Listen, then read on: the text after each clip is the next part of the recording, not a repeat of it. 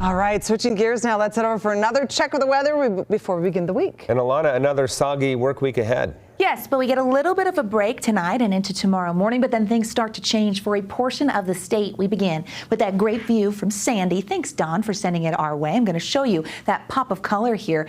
There we go. Those clouds kind of moving in kind of tells the story of the weekend. We were unsettled at times in the north. We woke up to a little bit of snow this morning in portions of the state, but look at some of these precipitation totals coming off of this weekend. Tremendous numbers. Paraguna getting 1.7 over that. Backside of the Wasatch doing well. More than an inch in Beaver County. Zion getting more than an inch, 8/10 in Sandy, so some soggy conditions. In Salt Lake County, 3/4 of an inch in Cedar City, or just about there, over 1/2 an inch in Lehigh. Pleasant View, Wellsville pretty close, and 3/10 up in Hiram for Cache Valley. So picking up great moisture from this last atmospheric river event, and tonight things quieting down as that high pressure wants to take control. Now it doesn't get to stick around very long. You can tell as that moisture in Elko and towards the state line near Nevada and Utah really tells the story. We've got more moisture on the way. Our mountains going to pick up more snow. Great shot today from Alta with the snow coming down thanks to Photo John. Our snowpack very, very healthy, and these atmospheric rivers do deliver snow. It's just at a higher elevation.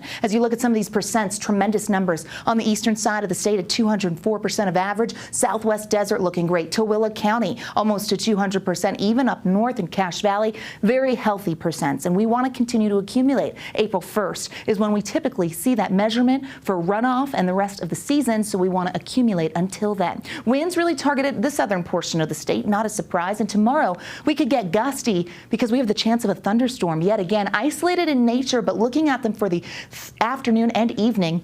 For the bottom half of the state here, that includes southern Utah on the eastern side of the state and south of Utah County. Now, let's track that moisture because this front comes through and it brings the chance through central Utah. The high pressure breaking down overnight. We see increasing cloud cover, and there's that front. Now, it does bring some valley rain, some mixed precipitation possible for the higher elevations towards the benches. The mountains could get a quick clip of snow here, but it moves through fairly quickly. We get those isolated thunderstorms behind it, really impacting the southern end of Salt Lake County through the central portion of the state. Then by tomorrow night, things get quiet again, but don't be fooled. Another atmospheric river is on the way. As we step back, there's the front that will come through, and look at all that moisture that is headed towards us, and that will keep us pretty stormy for several days as that next event keeps us on our toes. So much so that we've got a new winter storm watch for the northern mountains going into effect Tuesday afternoon, so that'll give you an idea on the timing of that precipitation. 30s, 40s, and 50s along the Wasatch Front, 60s down there in St. George. As you take a look at the next 7 active pattern,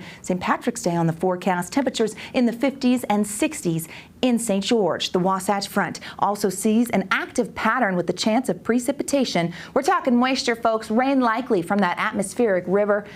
And that lingers all the way into Thursday morning. The chance of some scattered showers drying out by St. Patrick's Day, and as we head into the weekend, we definitely need the moisture and we'll take it. Very active as we make it through your work week. We'll be right back.